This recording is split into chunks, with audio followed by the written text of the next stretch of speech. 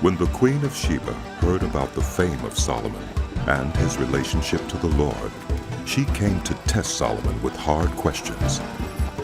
Arriving at Jerusalem with a very great caravan, with camels carrying spices, large quantities of gold, and precious stones, she came to Solomon and talked with him about all that she had on her mind. Solomon answered all her questions. Nothing was too hard for the king to explain to her. When the Queen of Sheba saw all the wisdom of Solomon and the palace he had built, the food on his table, the seating of his officials, the attending servants in their robes, his cupbearers, and the burnt offerings he made at the temple of the Lord, she was overwhelmed.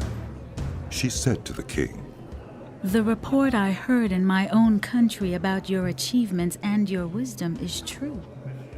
But I did not believe these things until I came and saw with my own eyes. Indeed, not even half was told me. In wisdom and wealth you have far exceeded the report I heard. How happy your people must be! How happy your officials who continually stand before you and hear your wisdom! Praise be to the Lord your God, who has delighted in you and placed you on the throne of Israel. Because of the Lord's eternal love for Israel, he has made you king to maintain justice and righteousness." And she gave the king 120 talents of gold, large quantities of spices and precious stones. Never again were so many spices brought in as those the Queen of Sheba gave to King Solomon.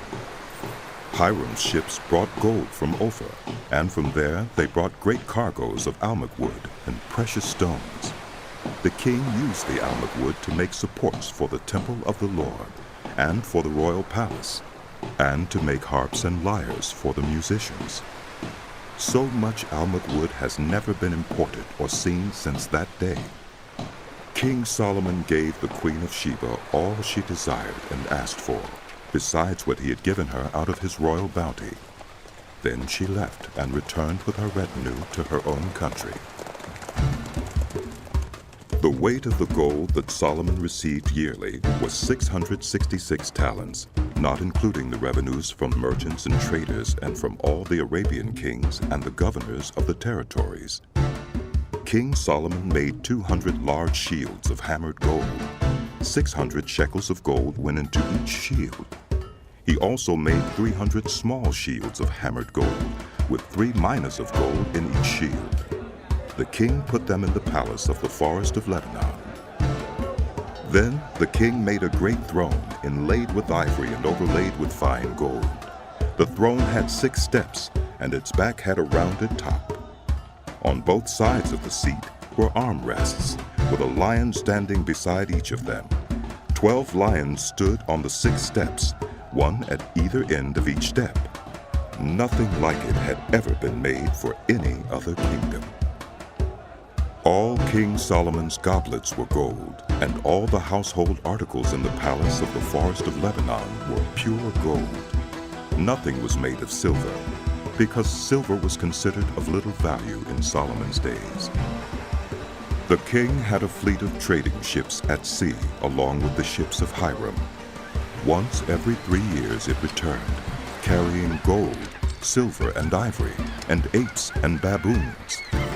King Solomon was greater in riches and wisdom than all the other kings of the earth. The whole world sought audience with Solomon to hear the wisdom God had put in his heart. Year after year, everyone who came brought a gift, articles of silver and gold, robes, weapons and spices, and horses and mules. Solomon accumulated chariots and horses. He had 1,400 chariots and 12,000 horses, which he kept in the chariot cities, and also with him in Jerusalem. The king made silver as common in Jerusalem as stones, and cedar as plentiful as sycamore fig trees in the foothills.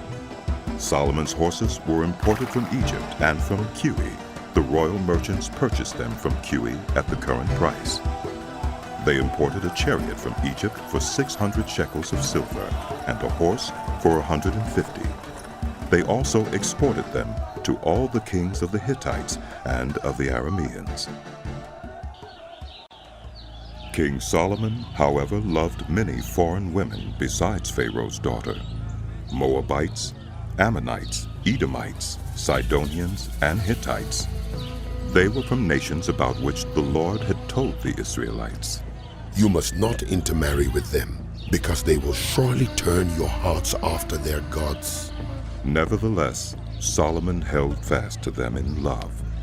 He had 700 wives of royal birth and 300 concubines, and his wives led him astray. As Solomon grew old, his wives turned his heart after other gods, and his heart was not fully devoted to the Lord his God, as the heart of David his father had been. He followed Ashtoreth, the goddess of the Sidonians, and Molech, the detestable god of the Ammonites. So Solomon did evil in the eyes of the Lord. He did not follow the Lord completely, as David his father had done.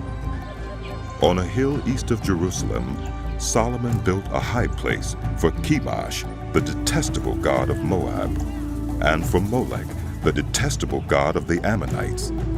He did the same for all his foreign wives, who burned incense and offered sacrifices to their gods. The Lord became angry with Solomon, because his heart had turned away from the Lord, the God of Israel, who had appeared to him twice. Although he had forbidden Solomon to follow other gods, Solomon did not keep the Lord's command. So the Lord said to Solomon, "Since this is your attitude, and you have not kept my covenant and my decrees, which I commanded you, I will most certainly tear the kingdom away from you and give it to one of your subordinates. Nevertheless, for the sake of David your father, I will not do it during your lifetime. I will tear it out of the hand of your son. Yet I will not tear the whole kingdom from him, but will give him one tribe for the sake of David my servant, and for the sake of Jerusalem, which I have chosen." Then the Lord raised up against Solomon an adversary, Hadad the Edomite, from the royal line of Edom. Earlier, when David was fighting with Edom, Joab, the commander of the army, who had gone up to bury the dead, had struck down all the men in Edom. Joab and all the Israelites stayed there for 6 months, until they had destroyed all the men in Edom. But Hadad, still only a boy, fled to Egypt with some Edomite officials who had served his father. They set out from Midian and went to Paran. Then, taking people from Paran with them, they went to Egypt, to Pharaoh, king of Egypt, who gave Hadad a house and land and provided him with food. Pharaoh was so pleased with Hadad that he gave him a sister of his own wife, Queen Taphanes, in marriage. The sister of Taphanes bore him a son named Genubith, whom Taphanes brought up in the royal palace. There Genubith lived with Pharaoh's own children. While he was in Egypt, Hadad heard that David rested with his ancestors, and that Joab, the commander of the army, was also dead. Then Hadad said to Pharaoh, "Let me go, that I may return to my own country." "What have you lacked here that you want to go back to your own country?" Pharaoh asked. "Nothing, Hadad replied. but do let me go." And God raised up against Solomon another adversary, Rezon, son of Eliada, who had fled from his master Hadadezer, king of Zobah. When David destroyed Zobah's army, Rezon gathered a band of men around him and became their leader. They went to Damascus, where they settled and took control. Rezon was Israel's adversary as long as Solomon lived, adding to the trouble caused by Hadad. So Rezon ruled in Aram and was hostile toward Israel. Also, Jeroboam, son of Nebat, rebelled against the king. He was one of Solomon's officials, an Ephraimite from Zeradah, and his mother was a widow named Zeruiah. Here is the account of how he rebelled against the king. Solomon had built the terraces and had filled in the gap in the wall of the city of David, his father. Now Jeroboam was a man of standing. And when Solomon saw how well the young man did his work, he put him in charge of the whole labor force of the house of Joseph. About that time, Jeroboam was going out of Jerusalem, and Ahijah, the prophet of Shiloh, met him on the way, wearing a new cloak. The two of them were alone out in the country, and Ahijah took hold of the new cloak he was wearing and tore it into 12 pieces. Then he said to Jeroboam, "Take 10 pieces for yourself. For this is what the Lord, the God of Israel, says. See, I'm going to tear the kingdom out of Solomon's hand and give you 10 tribes.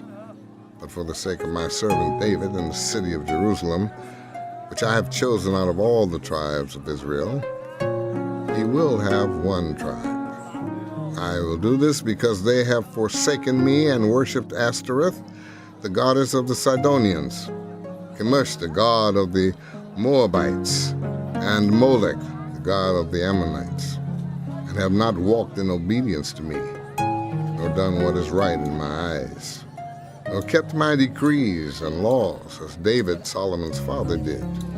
But I will not take the whole kingdom out of Solomon's hand. I have made him ruler all the days of his life for the sake of David, my servant, whom I chose and who obeyed my commands and decrees. I will take the kingdom from his son's hands and give you 10 tribes. I will give 1 tribe to his son, so that David, my servant, may always have a lamp before me in Jerusalem, the city where I chose to put my name. However, as for you, I will take you, and you will rule over all that your heart desires. You will be king over Israel. If you do whatever I command you and walk in obedience to me and do what is right in my eyes by obeying my decrees and commands, as David my servant did, I will be with you. I will build you a dynasty as enduring as the one I built for David, and will give Israel to you. I will humble David's descendants because of this, but not forever." Solomon tried to kill Jeroboam, but Jeroboam fled to Egypt, to Shishak the king, and stayed there until Solomon's death. As for the other events of Solomon's reign, all he did and the wisdom he displayed, are they not written in the book of the annals of Solomon? Solomon reigned in Jerusalem over all Israel 40 years. Then he rested with his ancestors and was buried in the city of David, his father. And Rehoboam, his son, succeeded him as king. Rehoboam went to Shechem, for all Israel had gone there to make him king. When Jeroboam, son of Nebat, heard this, he was still in Egypt, where he had fled from King Solomon. He returned from Egypt. So they sent for Jeroboam, and he and the whole assembly of Israel went to Rehoboam and said to him, "Your father put a heavy yoke on us, but now lighten the harsh labor and the heavy yoke he put on us, and we will serve you." Rehoboam answered, "Go away for 3 days, and then come back to me." So the people went away. Then King Rehoboam consulted the elders who had served his father Solomon during his lifetime. "How would you advise me to answer these people?" he asked. They replied, "If today you will be a servant to these people, and serve them, and give them a favorable answer, they will always be your servants." But Rehoboam rejected the advice the elders gave him and consulted the young men who had grown up with him and were serving him. He asked them, "What is your advice? How should we answer these people who say to me, 'Lighten the yoke your father put on us'?"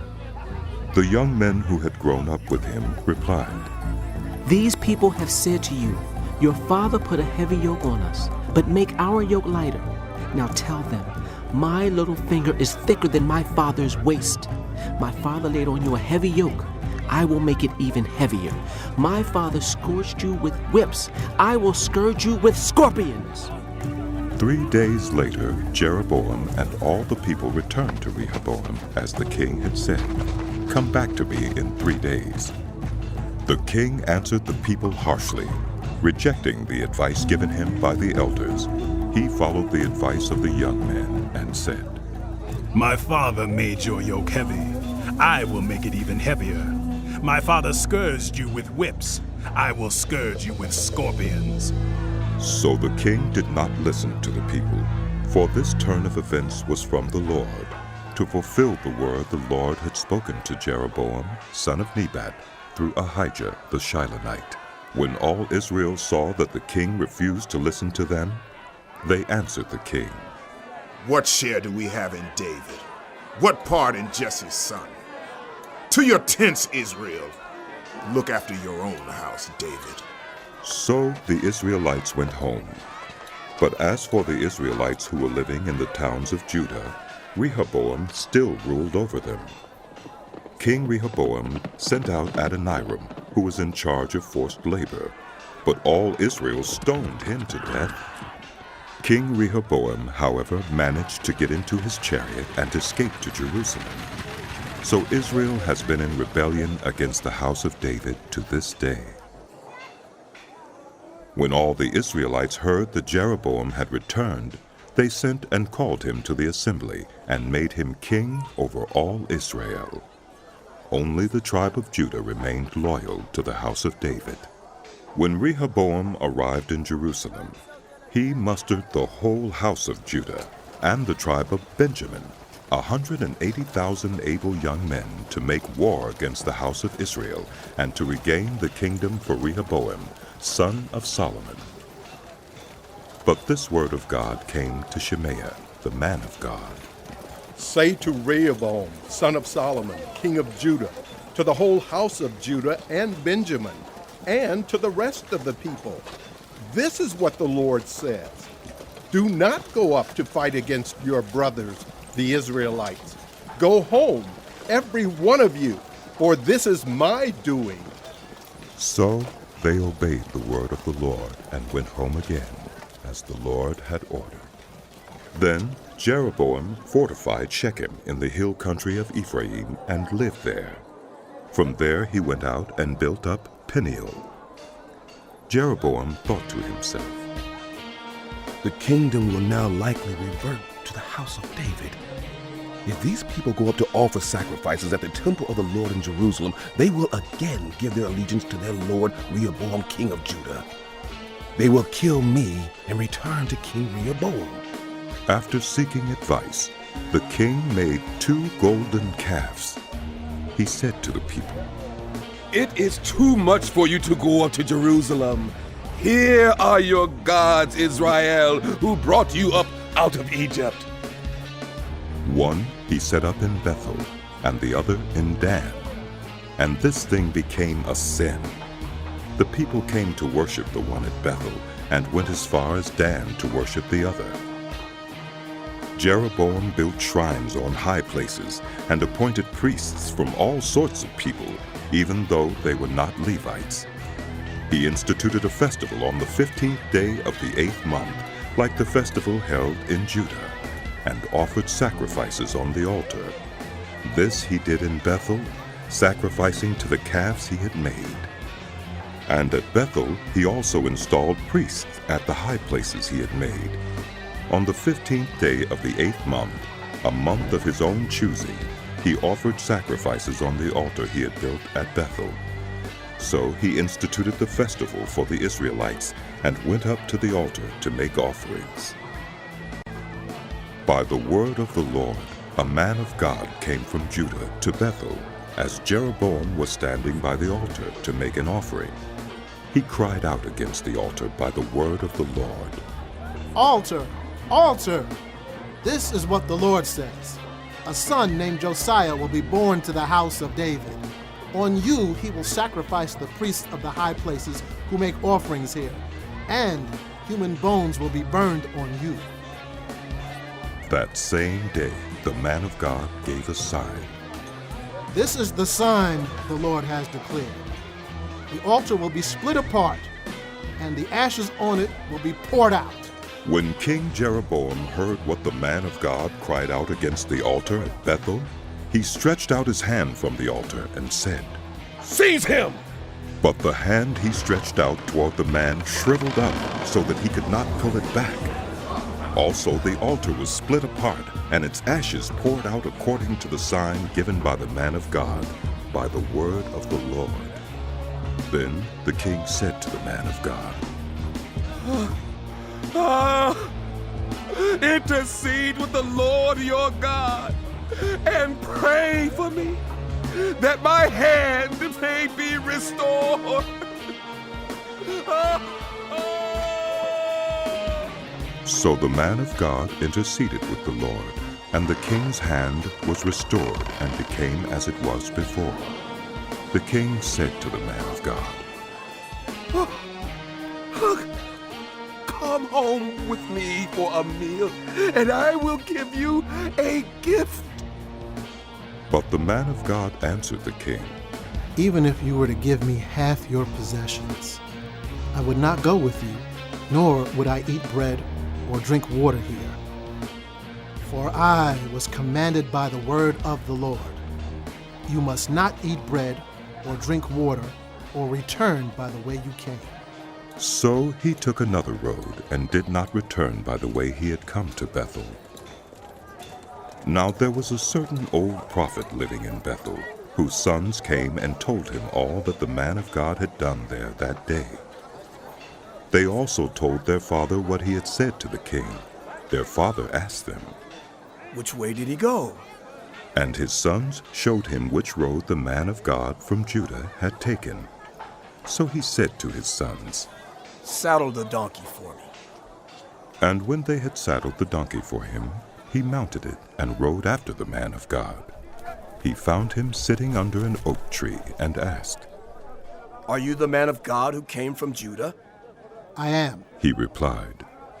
So the prophet said to him, Come home with me and eat. The man of God said, I cannot turn back and go with you, nor can I eat bread or drink water with you in this place. I have been told by the word of the Lord, you must not eat bread or drink water there, or return by the way you came. The old prophet answered, I too am a prophet, as you are. And an angel said to me by the word of the Lord, Bring him back with you to your house, so that he may eat bread and drink water. But he was lying to him. So the man of God returned with him and ate and drank in his house. While they were sitting at the table, the word of the Lord came to the old prophet who had brought him back.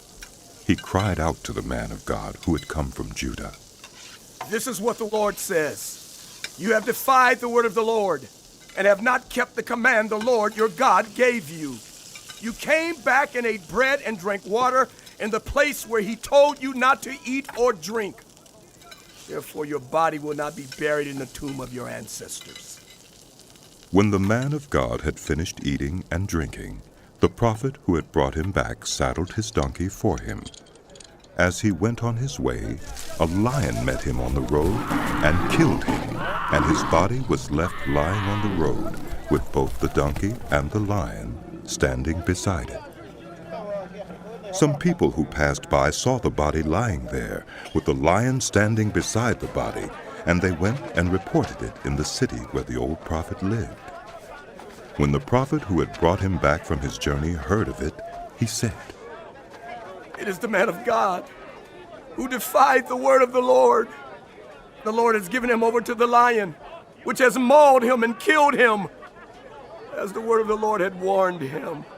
The prophet said to his sons, Saddle the donkey for me. And they did so.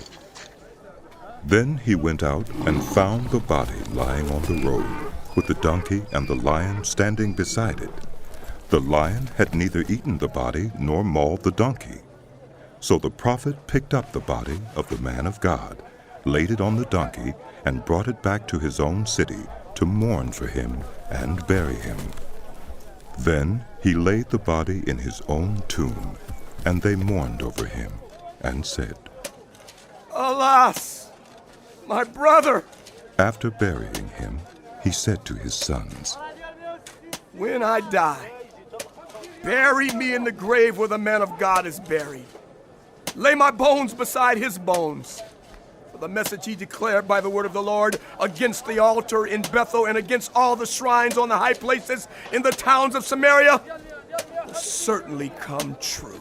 Even after this, Jeroboam did not change his evil ways, but once more appointed priests for the high places from all sorts of people. Anyone who wanted to become a priest, he consecrated for the high places. This was the sin of the house of Jeroboam that led to its downfall and to its destruction from the face of the earth.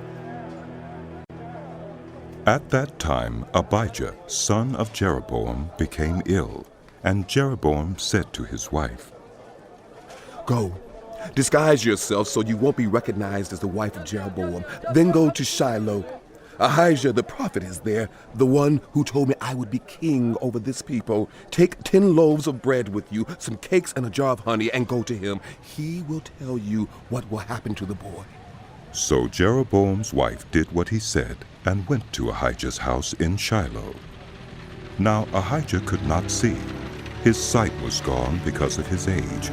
But the Lord had told Ahijah, Jeroboam's wife is coming to ask you about her son, for he is ill, and you are to give her such and such an answer.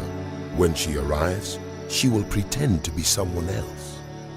So when Ahijah heard the sound of her footsteps at the door, he said, Come in, wife of Jeroboam.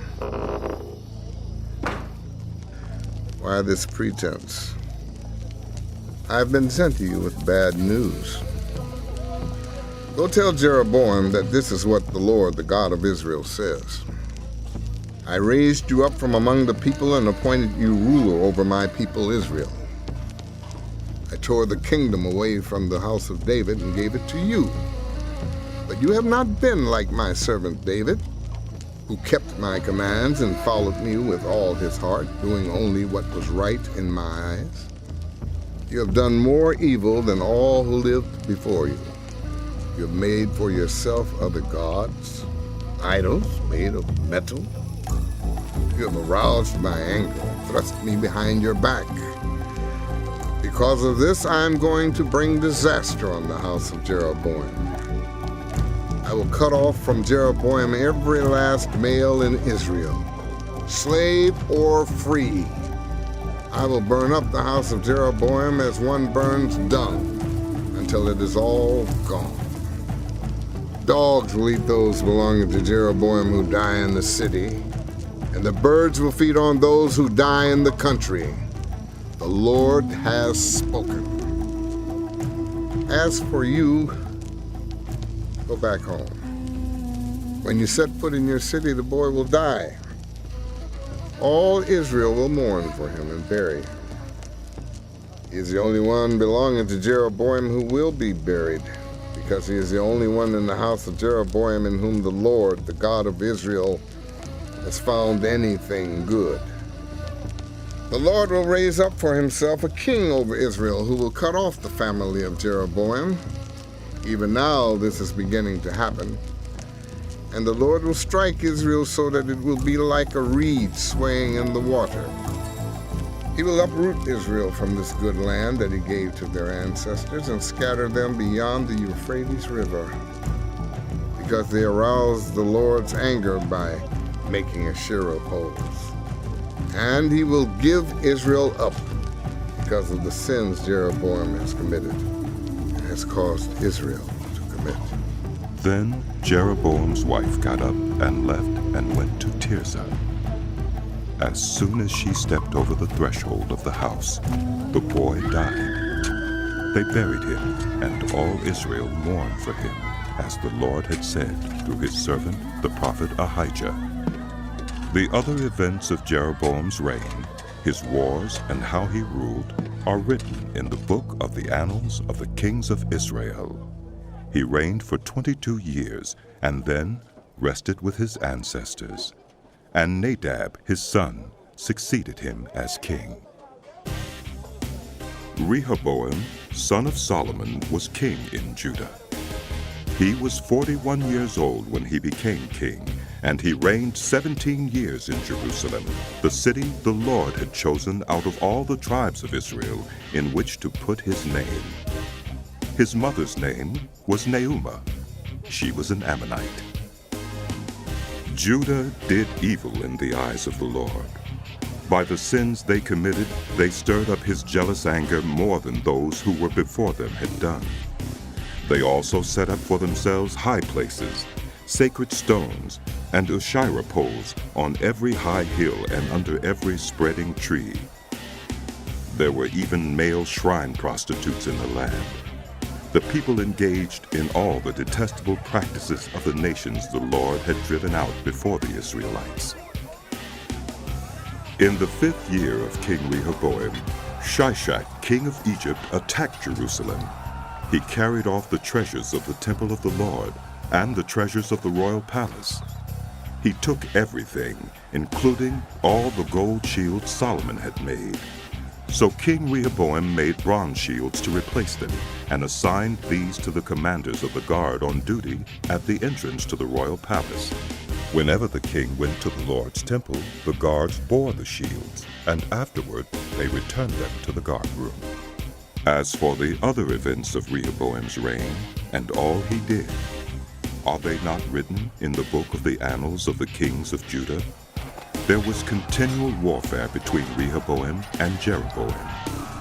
And Rehoboam rested with his ancestors and was buried with them in the city of David.